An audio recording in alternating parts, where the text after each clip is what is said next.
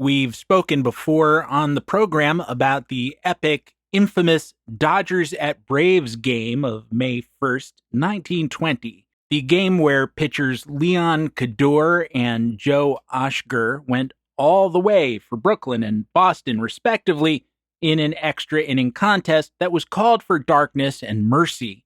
After 26 innings, final score 1-all, which makes it not only a ridiculous game, but a frustrating one, even over 100 years later.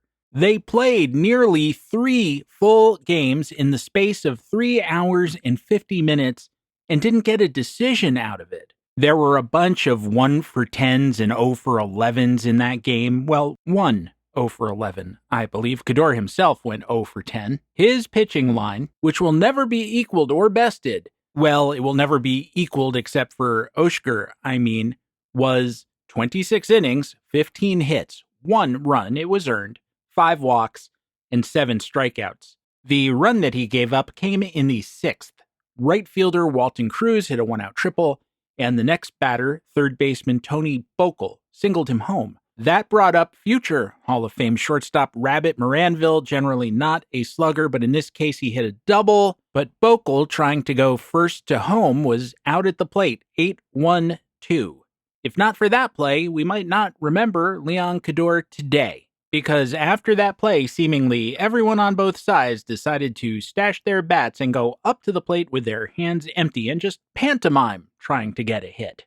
Cador was a 6'1" righty out of Chicago. He pitched his way to the majors in 1915. He wasn't a great pitcher by any means, but once he settled in, he was pretty good for a while, specifically until this game. From 1917 through 1920, which included 99% of his season lost to combat service. He got 2 starts in while on furlough in 1918, and then was shipped off to France and saw combat with the Harlem Hellfighters as one of the white officers in a predominantly black unit. But over that span, he pitched to a 2.44 ERA, well better than league average for the period, especially considering he was in Ebbets Field. The lively ball came in 1920, so he was bound to take a hit, if you'll pardon the expression. But it's also true that the 20-inning game just ruined him. He did have good games after that, but more often than not, he was hurt and ineffective. Now, correlation isn't causation, and pitching 250 innings a year, as was the style at that time, his arm might have gone bad anyway, but it's pretty tempting to say that that game just wrecked him. That's what Oshger told him after the game. "We've ruined ourselves, you know." As Elvis Costello once sang about our very country, the one that most of us are sitting in right now, it was a fine idea at the time, but now it's a brilliant mistake. Well, you should have mentioned that about inning 9, I guess. Cador's major league career sputtered on for 4 years. His ERA across that time, 4.23, not above average. In 1931, he married one of Charles Ebbets' daughters, May. Ebbets had been dead about 6 years at that point. That should have set him up. She was a 1/15th heir to the team and got a yearly dividend out of it, at least for a while, probably worth something like $100,000 a year today, maybe more. Unfortunately, starting in 1931, they cut her off. They cut everybody off. She couldn't get any money out of the team because it was hopelessly snarled in litigation due to the 50-50 split between the Ebbets and McKeever families, something we've discussed many, many times, but I'm always happy to revisit if someone requests it, as someone once did the Casey Stengel Sparrow story. Cador's Sabre biography, Warren Corbett, compares the Dodgers litigation during this period to Jarndyce v. Jarndyce, the never-ending lawsuit that sparks the plot of one of my favorite novels, Charles Dickens' Bleak House.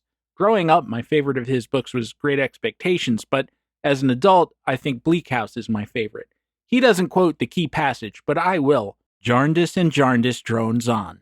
This scarecrow of a suit has, in course of time, become so complicated that no man alive knows what it means. The parties to it understand it least, but it has been observed that no 2 chancery lawyers can talk about it for 5 minutes without coming to a total disagreement as to all the premises. Innumerable children have been born into the cause, innumerable young people have married into it, innumerable old people have died out of it. Scores of persons have deliriously found themselves made parties in Jarndyce and Jarndyce without knowing how or why. Whole families have inherited legendary hatreds with the suit. The little plaintiff or defendant who was promised a new rocking horse when Jarndyce and Jarndyce should be settled has grown up, possessed himself of a real horse, and trotted away into the other world. Fair wards of court have faded into mothers and grandmothers. A long procession of chancellors has come in and gone out. The legion of bills in the suit have been transformed into mere bills of mortality. There are not 3 Jarndyces left upon the earth, perhaps since old Tom Jarndyce in despair blew his brains out at a coffee house in Chancery Lane. But Jarndyce and Jarndyce still drags its dreary length before the court, perennially hopeless. There is a Bleak House in the book, but it's kind of ironical. The real Bleak House is society. It's the world in which we live.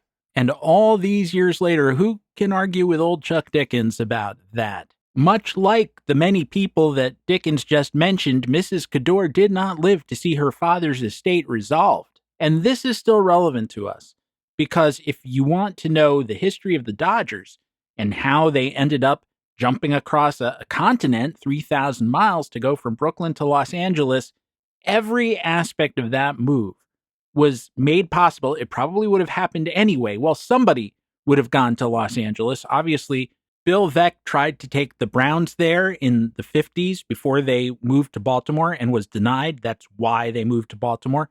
And an earlier Browns ownership was strongly, perhaps on the verge of making that move on roughly December 6th, 1941. In fact, they had a meeting scheduled that day or thereabouts. And, well, you know what happened on December 7th. And the wartime transportation system was just not going to sustain an intercontinental baseball league at that time, not when it had to move soldiers all over the country as well, which is why a lot of spring training by the middle of the war was held in the North, actually. There are some great pictures of Casey Stengel, Braves manager at that time, wearing a professor's mortar. Do you call it a mortar? Mortar and gown? Because the Braves were training at the Choate School, which was in Connecticut, rather than Florida or even Cuba, which had been and would be again one place that the Dodgers like to go for spring training, but they would have had to get the team past the U-boats. For that same reason, and this came to mind just the other day when we had the All-Star game, there was no All-Star game in 1945, not because of the U-boats, but because the military had priority on wartime transportation. And I guess whereas the ball clubs in the course of the regular season were allowed to move around, the government said, hey, let's just not do anything extra, okay? The interminable lawsuits, combined with the Great Depression and a bit of, malfeasance on Leon's part, put the Cadors in a tough spot. He had become a stockbroker and got himself indicted for first-degree grand larceny.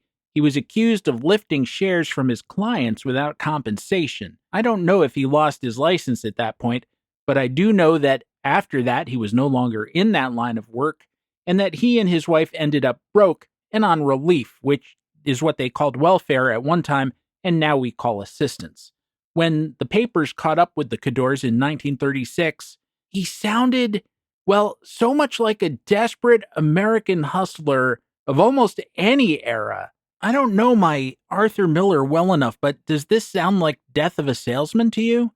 I've been working like hell lately on a medicinal proposition, and it looks now as if I'm going to put it over. I've just got to put it over. I've got an interest in the Eastern rights to a natural calcium food product, and within the next couple of weeks, I expect to have enough capital interested in the proposition to put it over. It looks as if the deal is almost closed. It'll be a big thing for us. Oh, I hope you do, Leon, May said. It'll tide us over until the estate is settled. Never mind Death of a Salesman, that could be a scene in Bleak House as well. And it's painful for me to read that, and it's been almost 90 years. The desperation and the self-deception of it. A natural calcium food product? Doesn't that sound as if he had just gone to a multi-level marketing meeting and had just bought their pitch hook, line, and sinker? Doesn't that arouse your natural skepticism? I'm not judging because he was in need. putting aside the fact that he may have boxed himself in by being a bit light-fingered with the brokerage accounts. I feel like I've seen that story before, some other fellow of middle age saying, "Gladys, I wrote the company again, and I just feel certain they're going to grant my pension this time." And of course, by the end of the play or the novel or the movie, whatever it is, of course he hasn't received his pension. No one ever receives their pension. Not in fiction anyway, but this was real life. Well, time wound on for Leon and May Cador, as it does for all of us. She passed away, and he eventually developed stomach cancer, and his life drew to an end in Spokane, Washington. A nurse tending to old Leon, by then 66, said, "So you're the famous pitcher. You know, I never much cared for baseball." "That's your prerogative, nurse," Cador replied. "I never much cared for hospitals either." It's funny, but who does care for hospitals? As I wrote at Baseball Prospectus this week, hospital waiting time is wholly disconnected from the normal velocity of the clock. Not even a child waiting for a tedious class to end experiences time at the hospital level of slowness. Hospital time passes at the speed of peanut butter running down a driveway. It's reminiscent of casino time if you're someone who doesn't enjoy gambling. The lights are low, and there are no clocks and no windows. Just one long crepuscular moment in which one might confuse losing 5 minutes and $50 with 5 hours and $50,000. Of course, in a hospital, you might lose your life or your sanity, not necessarily in that order. In other words, hospital time is very much like a 26-inning 1-1 tie in which the last player scored in the 6th inning. There's a place where it's always May 1st, 1920, and Leon Cador's last hours on Earth were spent there, whether we call it Braves Field, the Spokane Veterans Administration Hospital, or the Infinite Inning.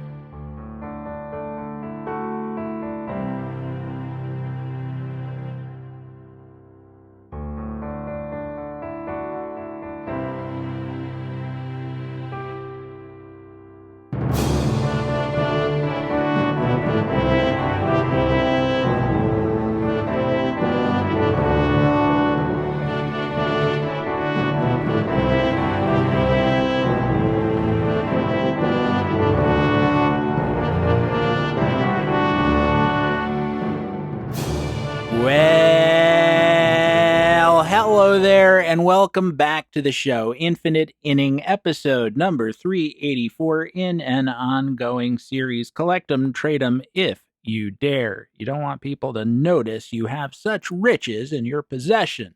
I am, as ever, Stephen Goldman, your convivial host for this time machine trip to the past on a mission to better understand the present, the time machine, the vehicle, as ever, being the national pastime, the game of baseball.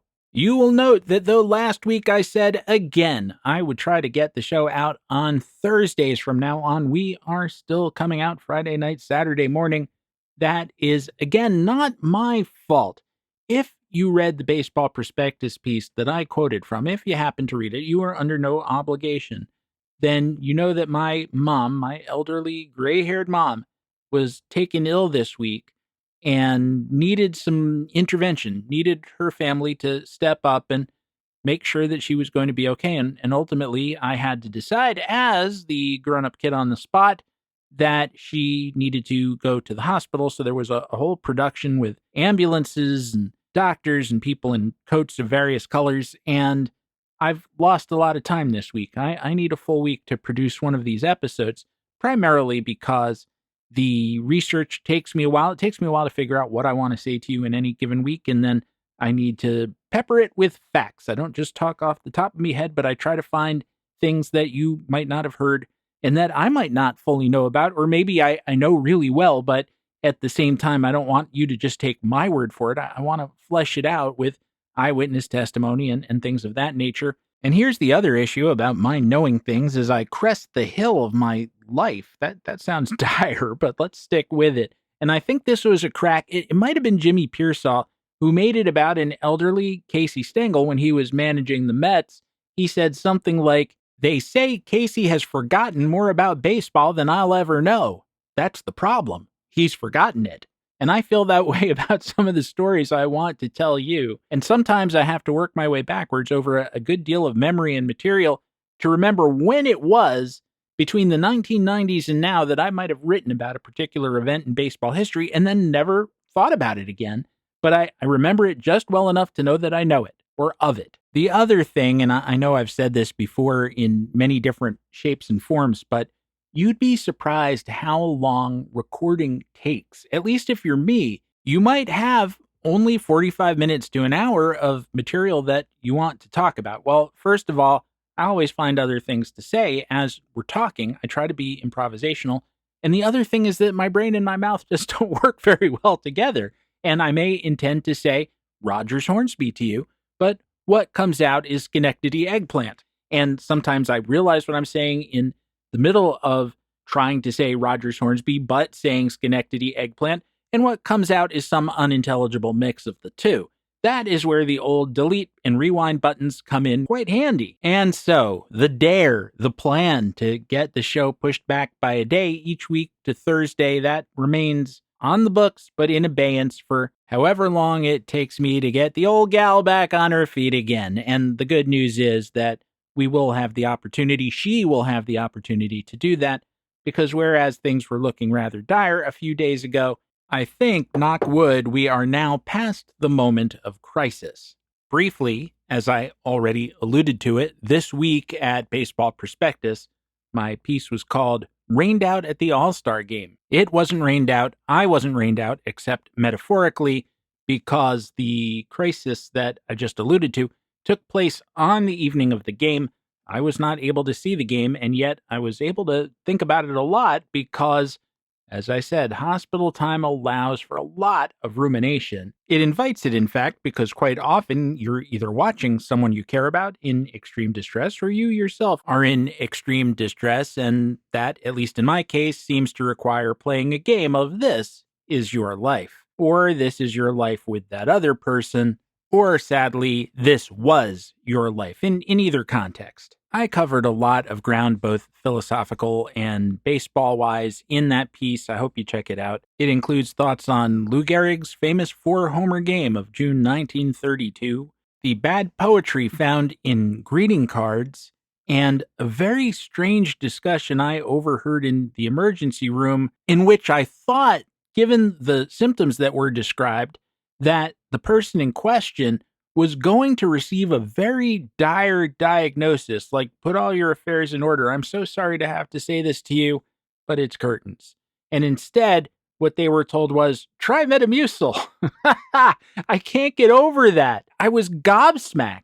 I was also relieved that I didn't hear what I thought I was going to hear, because it would have been very emotional for the family members who were there and for me just watching it. Well, listening to it, I kept my eyes politely averted the entire time, but imagine that you're hearing this conversation taking place in your vicinity and you hear the woman saying, "Doctor, is there hope?" "Well, I'm sorry, Mrs. Jones, but your husband has no head." "But can you save him?" "If he had a head, perhaps. But medical science has not progressed to the point that we are able to cope with a man's total lack of anatomy above the neck." That was the kind of setup that I heard. But instead of going in that direction, it ended with perhaps more fiber. On a far more trivial level, I was amusing myself today for, I'm embarrassed to say how long, because I was reading our mid-season top 50 prospects at Baseball Prospectus. And one of the top 50 prospects is a catcher with the Reds organization. He's out of Venezuela. He's got terrific power. And his name is Alfredo Duno or Duno. I assume it's Duno. D-U-N-O. But I haven't heard it said yet. I missed the Futures game as well. And so I am ignorant as to the proper pronunciation of his name. But it suggested an Abbott and Costello routine to me if you just stay with that uncertainty. Do you know who the best young catcher in the Reds organization is? Dunno. So you don't know who it is? Well, it could be Duno. Oh, so you are aware of the identity of that catcher? Dunno. Or maybe Duno. Could you make up your mind? Briefly, over at Patreon, where you all are kind enough to keep me in baseball caps and propeller beanies. And this week I did receive my first sample of our new line of baseball caps with 2 of the Infinite Inning logos. We've had 3, really. This was the intermediate logo, our first of a ball player falling through space. I have commissioned caps of both the previous and the current version of the ball player falling through the, infinite. And it's not bad. My expectations were low because I don't think I'm working with master craftsmen exactly, but they did a decent job. And if anyone should choose to pick one up, I'll be very chuffed to have it sent to you. This week's 3 dead players of the day, said with all due respect, were the former Expos and Braves pitcher Carl Morton, the outfielder Doc Gessler, who I was shocked had led the National League in on-base percentage at one point. Not that anyone knew about that, and they certainly treated him as if they didn't know about it. And finally, one of the great Phillies catchers, Stan Lopata. And I took the opportunity in his post, which I made free as I do all end-of-the-week posts, to review who the best catcher in Phillies history is or was, and it depends whether you talk about peak or career, although there is, of course, some overlap on that list. I hope that those of you who have been reading along with the series throughout 2026 will enjoy this week's posts, and for those of you who have not dropped by yet, please do join us. Now, as ever, at this point in the show, we will join together for a break, and on the other side, we return to the Dodgers for a story that goes even further back than 1920 and Leon Cador to, I was going to say an early shortstop, but the Dodgers go back so far that, yeah, he's early by our standards, but maybe not that early by the Dodgers standards. He also wasn't very good, but not everyone who was there at the time would have agreed with me in that estimation, and that is the part of his story which allows us to derive a lesson for today. And I hope you will join me on the other side for that time travel adventure in just a moment.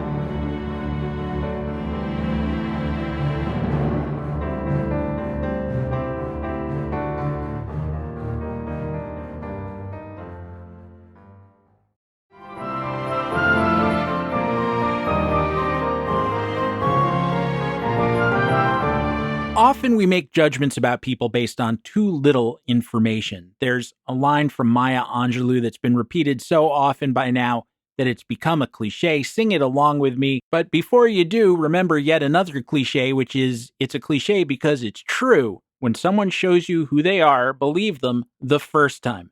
And that's because bad people don't do bad things only once.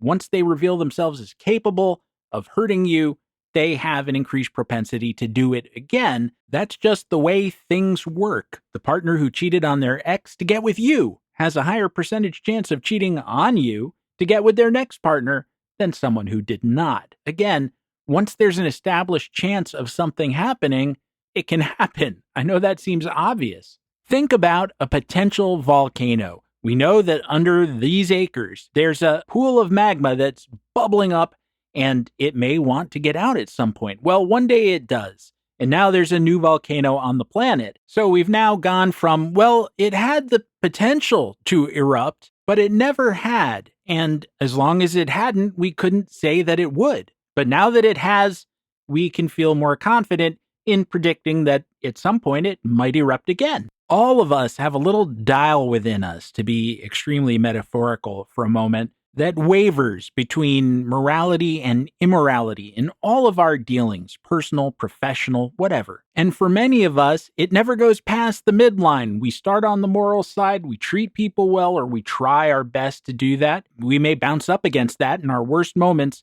but we don't cross it. And until such time as we do, we're very much like that patch of ground which might or might not turn into a volcano. But for those who cross it, I'm sorry, they can stay dormant for the rest of time, but forever after, they are, in fact, a volcano. We can play this game all day. I could say some people are whale sharks, they're big, they're scary looking, but ultimately they're kind of cuddly creatures, at least as far as fish go. And then there are great whites, which on a bad day might take a bite out of your thigh.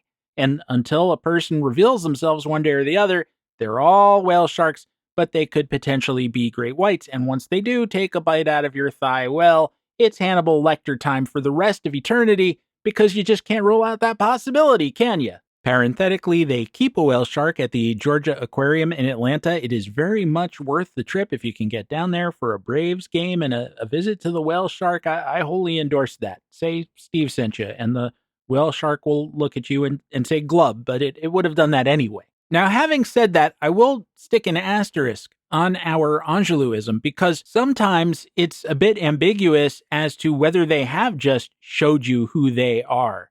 Sometimes the gesture is extravagant and obvious, and then, as Harlan Ellison said, fool me once, shame on you. Fool me twice, and I'm a pervert. At other times, maybe someone is just late for lunch a couple of times in a row. They've shown you they don't manage time well, but you don't have to conclude that they're just selfish and all too eager to waste your time. 2 is a small sample, and it all could have just been bad luck. And yet I hear Maya Angelou in my head saying, when someone shows you they are late for lunch, believe them the first time. Okay, you're late for lunch. It was at the worst diner in New Jersey anyway.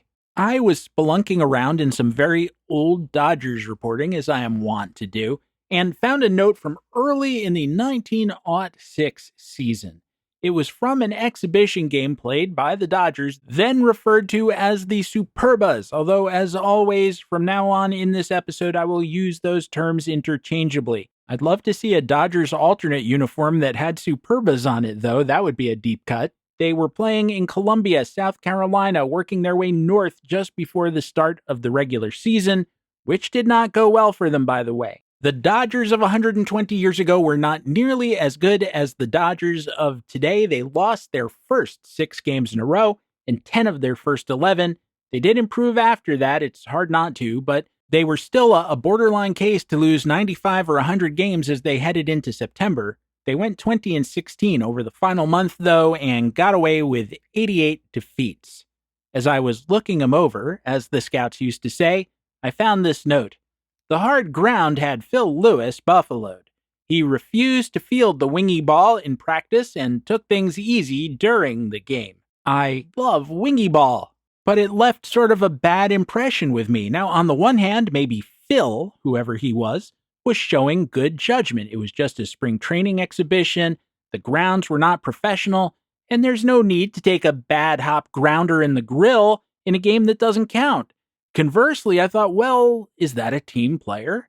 And so I looked up Phil Lewis. And in the first shot of him that I saw, the headshot at Baseball Reference, it's my impression that he looks rather terrified.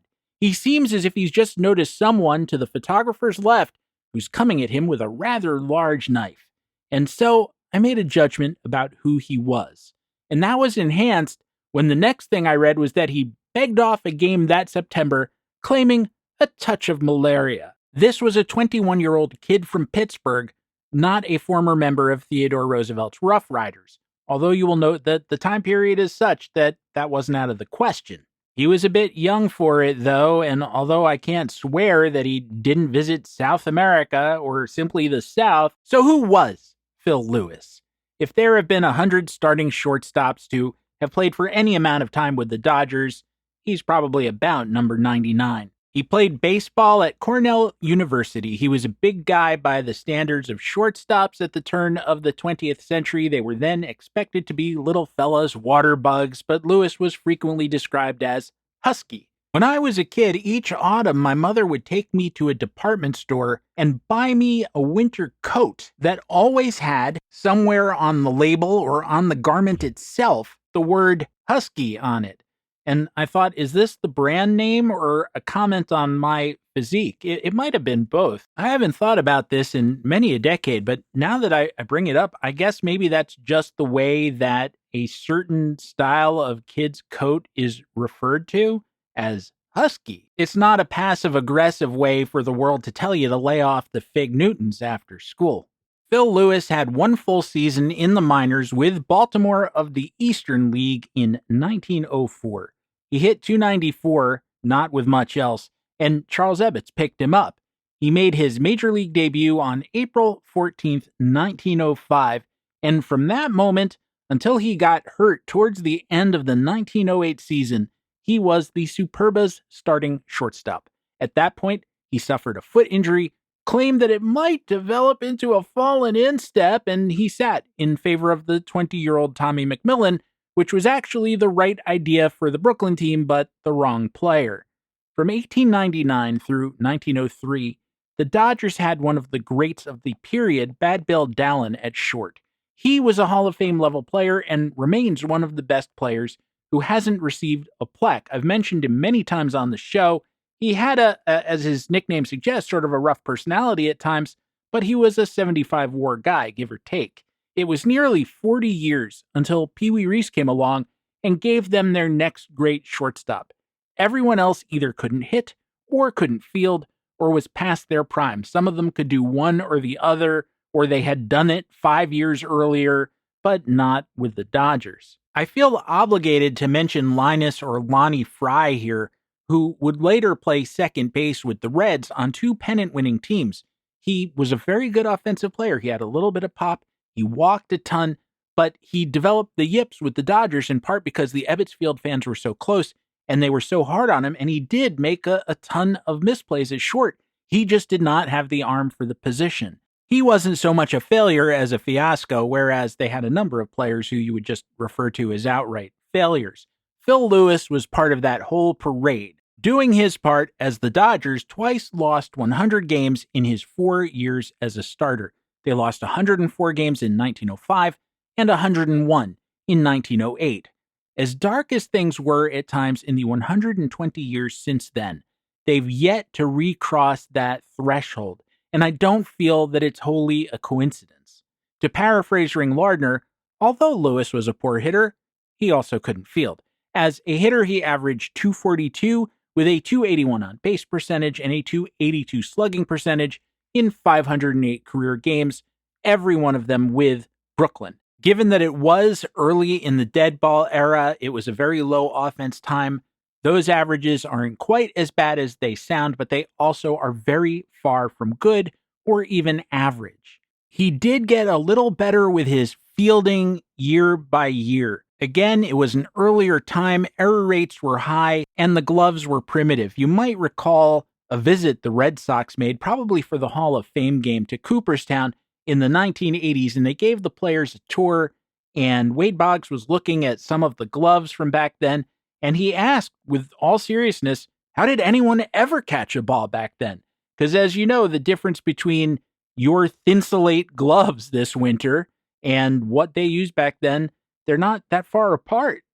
Year by year, Lewis's error totals and fielding percentages went 66 errors, and he fielded .904, 54 errors, and he fielded .922, 43 errors, and he fielded .938, and finally, 35 errors, and he fielded .943. In the process, going from well below league average to well above it. In those same years, his offense went in the opposite direction.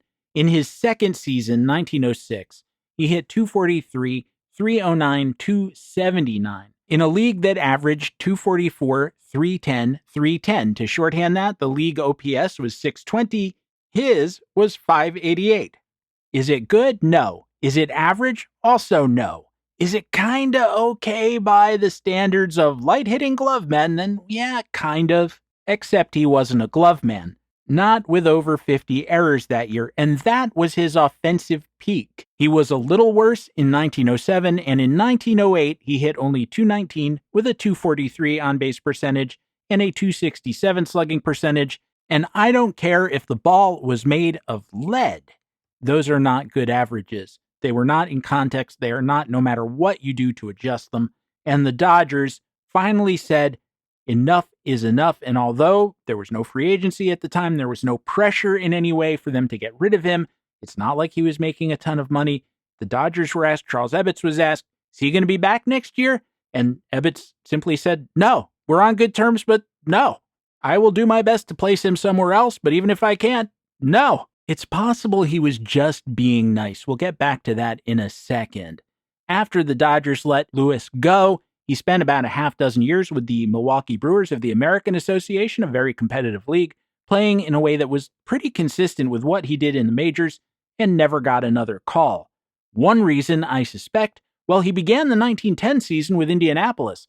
However, he got sore at an umpire and actually threw fists at him.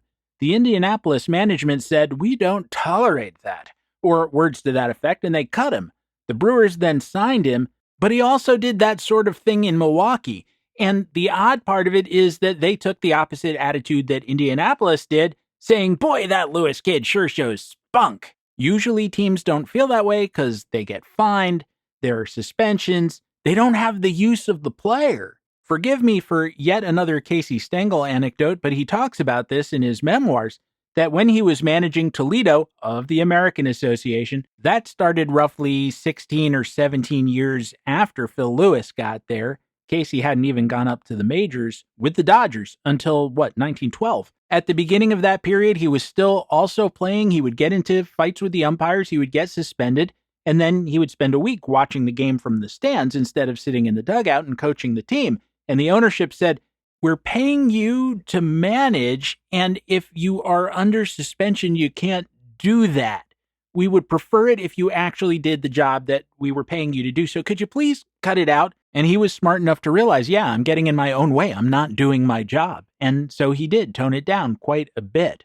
Phil Lewis didn't do that. And think about it. Let's say it's 1914, and Branch Rickey is the manager of the St. Louis Browns, and he needs a shortstop. And Phil Lewis is at Milwaukee hitting .295, which is the truth. That's what he did for Milwaukee that year. Someone like Rickey would have said, yeah, he might actually be useful to me at this moment in time, but he's a difficult personality. He's going to cause problems, and I don't need him. Imagine a version of Rickey's famous conversation with Jackie Robinson, but almost 35 years earlier.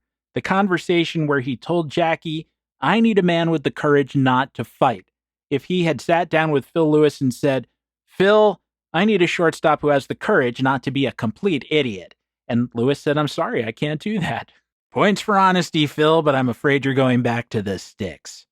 To backtrack for a moment, one highlight of Phil's major league career was nearly ruining Mal Kid Eason's July 20th, 1906 no-hitter against the Cardinals at St. Louis. With one out in the ninth, Lewis threw away Al Birch's grounder. Fortunately, Eason recovered, so Lewis isn't remembered as a GOAT. He isn't remembered at all, in fact, so maybe that's kind of a mixed blessing. Kid Eason was a career 36-73 pitcher with a career ERA 15% over league average. Unless you're talking about a pitcher who, like Nolan Ryan, is masterful at keeping the ball at home plate, even the most talented pitchers need a strong element of luck to complete a no-hitter. Eason struck out 5, which meant that 22 of 22 balls in play were catchable by a fielder. It's like flipping a coin and getting heads 22 consecutive times. That explains why so many no-hitters have happened, including Mal Eason's. Now, whereas Eason wasn't a particularly special pitcher, Dodgers lefty Knapp Rucker was one. He went only 134 and 134 in his career, but his .242 ERA was well below league average. He just didn't get the support from the Dodgers, and one year he lost 20 games while he was arguably the best pitcher in the league. On September 5th, 1908, he faced the team we now call the Braves at home in Brooklyn and overcame 3 errors to no-hit them. As you might have guessed, Lewis had one of those bobbles, his 35th of the season, and in a sense, that should have made him the GOAT because it ended what was, to that point, a perfect game. Lewis studied engineering as an undergraduate at Cornell, and while he was with the Dodgers, he started on a law degree in winter. Then, in 1907, he jumped his law degree to sign with a team in the Western Pennsylvania Hockey League. The Dodgers were outraged, thinking that he would get hurt. Happily for them, he proved to be too slow to play professional hockey and was released. Instead of saying, "Oh, well, I guess I'll become a lawyer after all," he took up work in a lumber camp in the Adirondacks, just to stay in shape, he said. In late January of that same winter, he married Miss A. Ronette Baker, the daughter of a Plattsburgh alderman. He was a very busy guy. I should note, just to be correct about things, that I also saw her name spelled as Renette and Ruette. It was the last that was accurate, and he was still married to her when he passed in his retirement home of Port Wentworth, Georgia, near Savannah. He had been a woodland supervisor for the Union Bag Camp Paper Corporation. I guess that logging work in the Adirondacks paid off after all. Early in his rookie year, The Brooklyn Eagle reported that the superb shortstop has made himself a hero by his brilliant all-around work. During the past few days, the fans are beginning to make comparisons between him and Honus Wagner, Bill Dolan, Joe Tinker, and other baseball celebrities without the local artist losing one iota of his sudden, though well-deserved fame. Manager Hanlon, that is Ned Hanlon, is particularly jubilant over his find and predicts great things for the lad. That would change. In June 1905, Phil Lewis jumped the Brooklyn team. That was because when the team took off on a Western road trip, heading for Cincinnati, he showed up at the ballpark without his uniform. He had left it at home. Yeah, they had just one in those days. Hanlon fined and suspended him. Now, that wasn't the only reason. On multiple occasions, he had just not shown up for a game because, I don't know, he wanted to work from home that day. He just didn't come to the ballpark. Even today, that would be a huge, huge deal, probably a bigger one, given the internet and the fact that everyone and his uncle would comment on it. The Brooklyn Eagle published a facetious notice. Lost, strayed, or stolen. On July 13th, in the vicinity of Washington Park, a shortstop, tall and well-formed with light hair and regular features, answers to the name of Phil Lewis. Finder will be rewarded with a season pass to the ball grounds and no questions asked. Address Edward Hanlon, manager. After the uniform follies, Lewis had it shipped to Cincinnati, I imagine at his own expense. Hanlon said, "Lewis is the most promising youngster, and I want to train him into a star. This little affair will teach him a lesson that he will not forget in a hurry, and I don't expect to have any further trouble with him."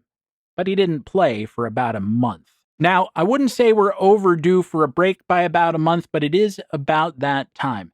And on the other side, I'm going to talk more about some Phil Lewis highlights and a rather odd review of his play about halfway through his 4-year career, which says several contradictory things, but that and I think you, will find familiar in the light of current events and some of our frequent daily discourse. So please make sure your own uniform is cleaned, pressed, and packed, and both of you join me on the other side.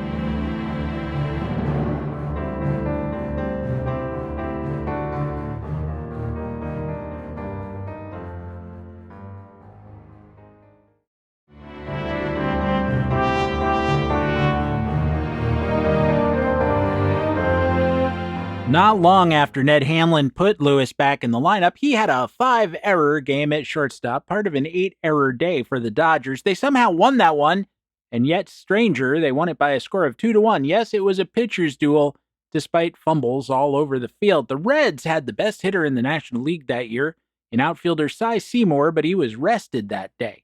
I know that Cy Seymour is not going to be familiar to you. He's not super familiar to me. I mean, look, if you're a huge Cy Seymour partisan, then I apologize right off, but I am not super conversant in Cy Seymour's career, and as you know, this is sort of my life, and yet, I think I have an excuse, because number one, the 1905 Reds were not a particularly special team, and second of all, even though Cy Seymour was a pretty good player, a career .303, .347 on base, .405 slugging percentage hitter, at the turn of the 20th century, the 1905 season was a ridiculous outlier for him. Baseball Reference calls that an 8-WAR season. He led the National League in hits with 219, doubles with 40, triples with 21, and 121 RBIs. Also led the league. Plus, he led in batting average at .377 and slugging percentage at .559. He stole 21 bases as well. Somehow he didn't score 100 runs. How? He must have been stranded more often than, I don't know, me at a speed dating event. Do they still do those, or is it all apps with the kids nowadays? He hit 8 home runs, not a bad total for 1905. You might be wondering how he managed not to win the Triple Crown. Well, a teammate got in the way.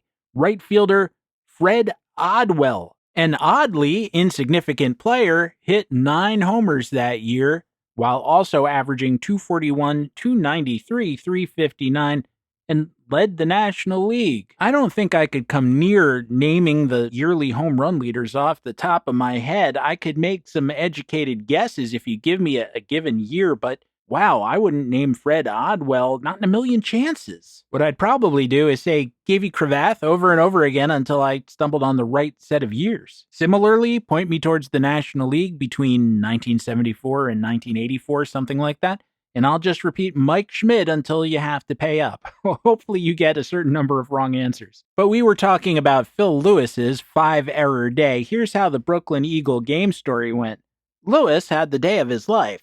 He had no less than 18 chances at short, a record-breaking output in that position for a 9-inning game. The entire Cincinnati team seemed to pick the big fellow out as a mark, and they slammed the ball down at him like a Japanese fleet bombarding a solitary Russian ironclad. I interject here to note that that's a little then topical Russo-Japanese war humor that was settled in part by Theodore Roosevelt at Portsmouth, and he won the Nobel Peace Prize, which is kind of comic. Not as comic as some other people who might want to win a Nobel Peace Prize, but still. To the right and to the left of him, up and down and at all kinds of angles they came. He accepted 13 of the chances offered and missed 5.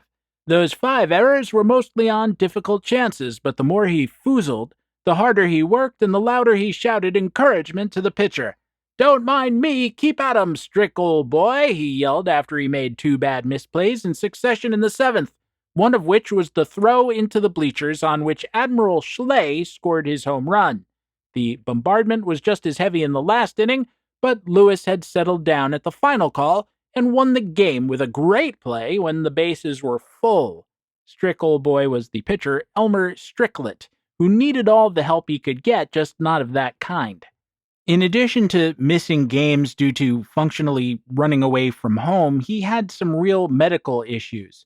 Charles Ebbets wasn't sure if the malaria thing was real or not, and he sent Lewis to a doctor to make the diagnosis, but he also did have some medical issues that would be pretty hard to fake, like he missed about a week when his face blew up due to an ulcerated tooth. Conversely, in 1908, he was suspended multiple times, about 3 games at a pop, for arguing with the umpires, which seems to presage the kind of behavior that he would later show in the minor leagues. In short, I feel like my snap judgment of Phil Lewis was probably more right than wrong.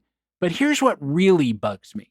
In 1906, his second year, the Pittsburgh Press had an odd item headlined, "Phil Lewis is disappointing." Why they were concerning themselves with that in Pittsburgh, I don't know. The argument the unbylined piece made is incoherent. Lewis at shortstop has been an awful disappointment. True, Phil is a great ball player. Again, that's offset. You can't have both.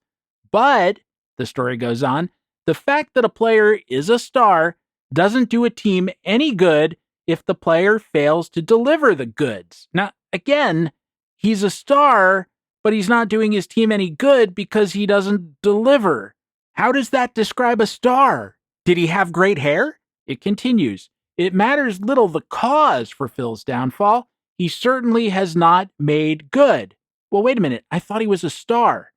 It would be a mighty wise thing for manager Donovan. By then, Hanlon had moved on to the Reds and had been replaced at manager by Patsy Donovan. It would be a wise thing for manager Donovan to bench Lewis for a while and at least give Whitey Alperman a chance to show his ability at playing short. But he's a star. Why are we benching a star for Whitey Alperman? Now look, Whitey Alperman wasn't the worst player in baseball history. He was also far from the best. He was Whitey Alperman. He was then a rookie. He was a better hitter than Phil Lewis, which isn't saying much. The Dodgers mostly kept him stapled to second base in his brief career, and once they were done with him, just as with Lewis, no other team gave him a shot. No one was sitting around saying, boy, if we can only get hold of Whitey Alperman for the 6, we might really do something with this team. Cal Ripken, Schmal Schmipken, we need Whitey Alperman. That's the minor point. The major point is, how do you even begin calling Lewis a star and then say, but he's a failure and needs to be benched, especially when you're writing from Pittsburgh, where at that very moment, Honus Wagner was on his way to a .339, .416, .459 season at shortstop, and he'd been doing that sort of thing for years. He was a star. Pal, don't insult Mr. Wagner by calling Phil Lewis a star. If Lewis was a star, then Wagner was a god, and we're not polytheists around here. While I was working on this episode, there was a post at the Lawyers, Guns, and Money blog by Paul Campos. I've had one of their authors, Scott Lemieux, on the program here a couple of times. It was posted on Thursday of this week that made a very similar observation to this. It concerned a MAGA-oriented guy in Columbus, Ohio, who had written in the local paper that women wouldn't date him if they learned of his political beliefs, or if they were seeing him, they'd find out and break things off. He's an older fellow, 79 years old, and I imagine that's very tough to begin with, dipping your toe into the dating market at that age, and in that sense, he has my sympathy, but what he says doesn't hold up to scrutiny, yet we live with this kind of fact-by-assertion thinking every day. Me, I believe in facts supported by evidence, not facts that are true simply because you insist they are. I believe that in any matter that is outside the realm of taste, because de gustibus non est disputandum, taste is taste. That is your thing. I may disagree with you, but I don't have to eat what you like to eat. You don't have to eat what I like to eat, and you don't have to listen to my music and vice versa. But in terms of the truth, or what you assert is the truth, I expect that you can supply evidence that underpins your argument. Otherwise, it's just an opinion. If we can believe whatever we want and no one can gainsay you, then I'm clapping for Tinkerbell and hoping Superman will save us all. It's going to be a long wait. This fellow wrote, "For half a century, I have been a Goldwater Republican and later became a Reaganite. Peace through strength was the motto. I do want to make America great again after its precipitous decline during the Biden presidency. I like much of what Trump 45 and 47 has done, dislike a few, and scratch my head at others. He has brought pride back to America, especially in the heartland, but dismay and disdain among the coastal elite." Mr. Campos responded, "If I were feeling all Socratic and law professorish, I would ask questions such as, what does national precipitous decline involve exactly? What evidence would you cite for this claim? What does it mean to bring pride back to America? What evidence do you have for the belief that this thing has happened? And how did you become the kind of person who spews Donald Trump's mindless propaganda verbatim without recognizing how meaningless such statements are?" That's the sort of thinking, not Campos's, but that of the fella he was responding to, that makes Phil Lewis a rival for Bill Dallin and Honus Wagner. Again, Phil Lewis played in the majors from 1905 through 1908. He hit .242, .281, .282 in 500 games. I know this isn't the best measure for fielding, but he fielded .926. Again, he did get better year by year. No more 5-error games by 1906. Those were Bill Dallin's age 34 to 38 seasons, and he hit only .232 with a .321 on-base percentage and a .300 slugging percentage. But I know that you know what the value is of a 40-point difference in on-base percentage and a roughly 20-point difference in slugging percentage. That out-hit Lewis by quite a bit, and in 1905, Dallin's team won the World Series. Yeah, he went 0 for 15 in 5 games, but still, maybe that's why he isn't in the Hall of Fame. He also fielded .945 in those seasons.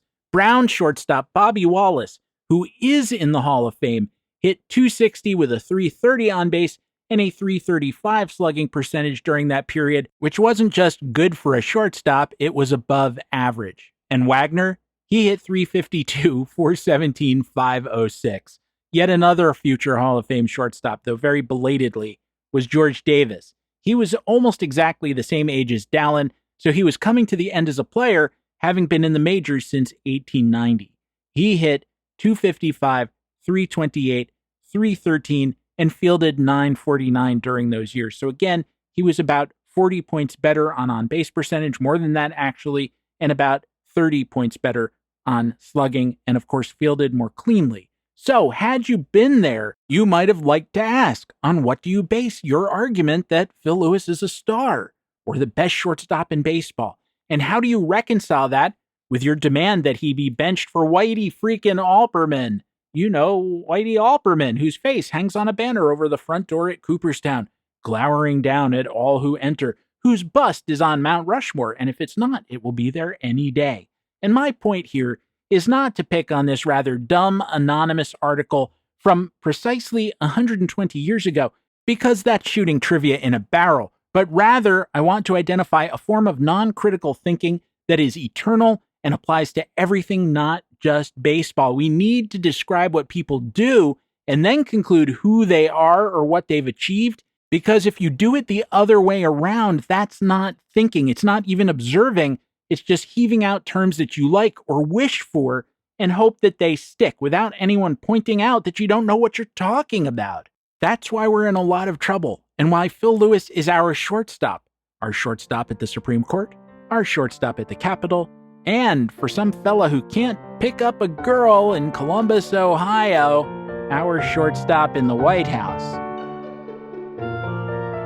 And one other thing, if you ain't got your uniform, you don't get to play. Should you wish to, pardon the expression, play with me on social media, this is how I always do these transitions, then please follow me at stephengoldman.bsky.social. You can also write us, by which I mean me, at infiniteinning@gmail.com, and there remains a Facebook group. Simply go to Facebook, search on Infinite Inning, bang, you're there. Should you wish to support the show, and I very, very much hope you do, please visit patreon.com/The Infinite Inning, gear of a rudimentary kind, including some fairly rudimentary caps, at the-infinite-inning.creator-spring.com. Original soundtrack available gratis at casualobservermusic.bandcamp.com. Finally, should you find yourself with the proverbial moment to splare, well, first see a doctor about what's wrong with your tongue, but then head over to the podcatcher of your choice and rate, review, and subscribe. And if your podclaster doesn't let you do those things, blah, blah, blah, blah, blah, blah, blah. You see, as John Lennon sang Schenectady Eggplant Forever, our theme song, which you are hearing now and have been listening to throughout the episode, was a co-composition of myself and Dr. Rick Mooring, who says, "The music it goes round and round beneath the Harlem moon. Come, Josephine, in my flying machine. I'll get you home by noon." Well, surely that kind of come on will get an old fella a date in Columbus, Ohio on Saturday night, but if it doesn't, then I'll be back next week with more tales from inside the Infinite Inning.